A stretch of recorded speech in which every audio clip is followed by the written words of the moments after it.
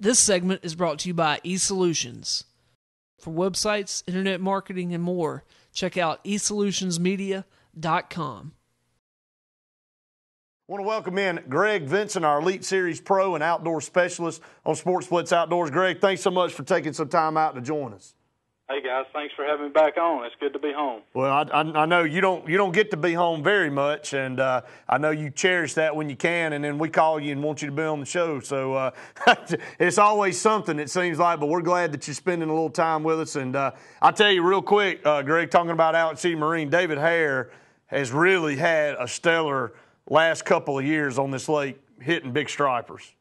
I'll tell you, I'm on his email list, and I get these unbelievable pictures, and I keep thinking it's the same pictures over and over, and it's actually new fish. It's just amazing how many big stripers he's caught this year and in the past 2 years, and he's really got them dialed in. I remember talking to him last year. He was complaining a little bit because he's having a hard time getting on them, and the next thing I knew, a week later, he caught one that was real close to a lake record or maybe even a state record. So it doesn't take him long to catch back up with them, and it's just unbelievable, how well he's done throughout the year. We've been with him in the middle of July in the hottest part of the year, and he was catching these big fish back earlier in the spring. So he stays with them pretty much all the time. He does. He just knows where to find them. And, our new outdoor show, minus you on this one because, again, like we said last time, your son was being born while we were shooting it. And but I had a chance to take Braden out, and Braden caught a 35-pounder and a 25-pounder. And that show's out right now. Justin Clayton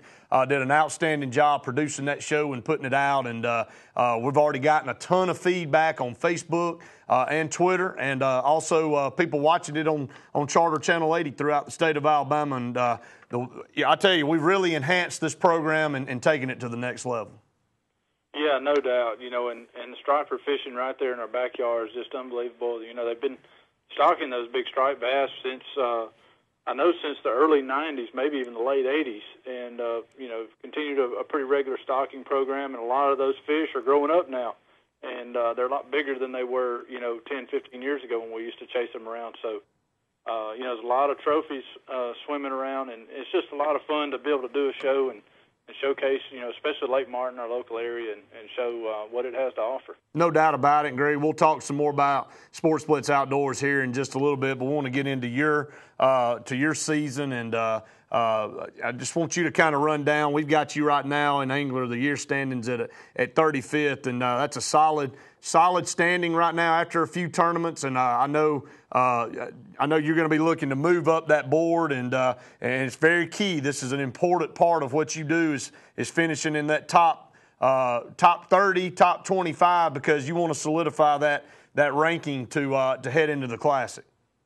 That's right. The past few years with the point structure, generally you're looking at about the top 37 guys, plus or minus 2, are going to make the Classic. So being in 35th, I was in 45th after 2 tournaments. I had a tough tournament at Okeechobee and made a good recovery at Bull Shoals. I went into Bull Shoals almost cold turkey. I'd never seen the lake before the 3-day practice period, and slowly put it together. After about a day and a half, I started to get on a solid pattern that really held up for me throughout the tournament. It had a good, strong finish, finished in the top 50. I think I was about 33rd, and it was a big move in the points. 10 places in the points right now is a really solid move, and we've got 5 tournaments left. We leave for Douglas this weekend, start practice Monday. So, a lot's going to happen. The schedules, there's a lot of diversity on the schedule too. So, in the end, it's going to come down to consistency and having those solid finishes is what it's going to take to make the Classic this year.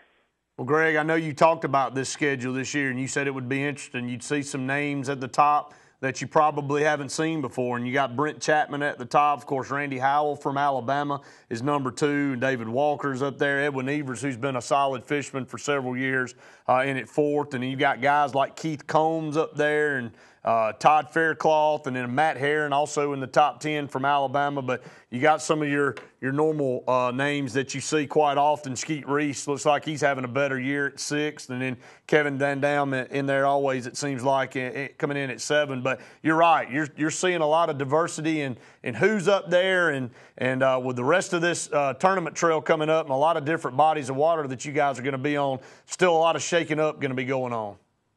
Oh, yeah, no doubt. I mean, we just got back from Bull Shoals there in Arkansas, Missouri line, and deep, Clearwater impoundment. And, we fished that one after 2 tournaments in Florida.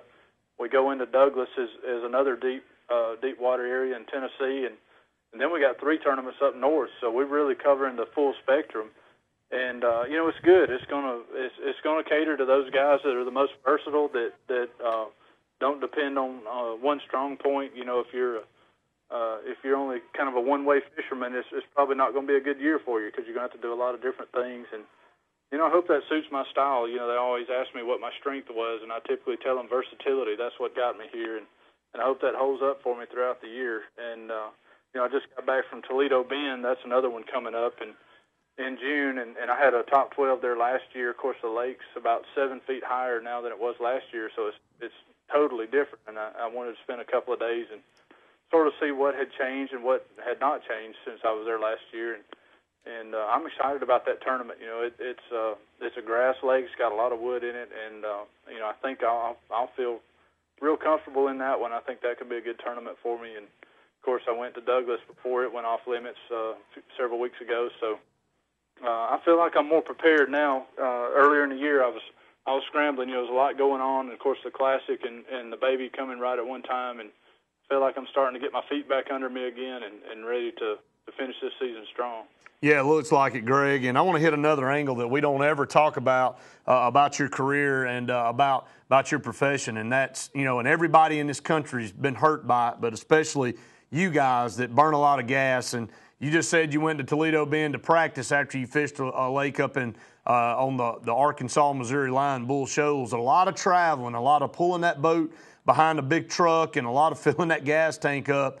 And just talk about it. What is everybody on the trail saying? I know you guys talk about this, and gas prices in a lot of places you visit already over $4, and a lot of people saying it may go to $5. Just how's this impacting your career and your profession with everybody involved? Because you're seeing the price increase in everything you see across the country, in the price of food, in the price of other types of goods. Basically, the increase you're paying for is that transportation to get the goods there, and I know it's hurting you guys as well. Yeah, regardless of what business you're in, especially, with what we do, it comes right out of your pocket, and like that trip to pre-practice, that was an expensive trip that I didn't even have an opportunity to make money at the time, but I knew it was an investment I needed to make for the tournament when I go back. And that's the way you got to look at it when you're traveling. You got to look at those practice trips as an investment, and hope that they'll provide a good return for you down the road. And it's just a part of the business. It's an unfortunate part of the business right now that the fuel is so high, and it does. It comes right out of our profits, and just like any other business that involves transportation, and it's just a part of the deal. We fished 3 tournaments that were either in Alabama or bordered Alabama last season, and I didn't have near the mileage on the truck that I'll have this year, going from Florida all the way to New York and Wisconsin and Texas, and so a lot more miles traveled. So it's just unfortunate that it fell on a year that the fuel prices are so high. I hope they'll come down. That remains to be seen, but it's a part of the business and something you have to factor into your budget, and you definitely have to be conscious of the fuel you're burning, and we get into these tournaments, and a lot of times you got to make a really long run, and if you don't, then you're not going to the areas that you can be competitive, and it's tough because you might burn over $100 of fuel in a day, but if you don't burn that fuel, you may miss out on a chance to get a $10,000 check or more. So it's something that you weigh in your mind, but you definitely at the time you got to do what you got to do to compete, and unfortunately we got to spend a little extra money on fuel this year. Well, like you said, you either do it or you don't, and you have to weigh the pros and cons. And I get definitely $100 investment's worth a $10,000 payday. There's no question about that. But Greg, I know that again, sitting right there in 35th place with 5 tournaments remaining, I know you're planning to move way on up that board. You had a good finish last year in the top 12, and then again, a great start to this year with a second-place finish at the Bassmaster Classic. What an outstanding tournament to watch, and we're about to put that show out here in the next month with Justin in the boat on probably the best day you had of the three. A lot of footage nobody's seen but us, and we're going to be able to put that show out. And I'm excited about being able to see it because I haven't really seen all of it myself. And that'll be another part of our outdoor show, and that'll be the next show coming out. Kind of just preview that for everybody. Well, it should be pretty exciting, because it sort of goes through the process. Going into that first day of any tournament, you don't really you kind of think you might have something good, but you don't really know until it happens, and you'll get a chance to kind of see me go through the process of actually checking the part of the area where I found the fish in practice, and they weren't really there. I caught a couple of small fish, and I started to get a little bit discouraged, but the wheel started turning, and I started to make some adjustments, and I got one real key bite, and you'll see that. And it wasn't the biggest fish I caught that day, but it was the most important because it told me, what had changed.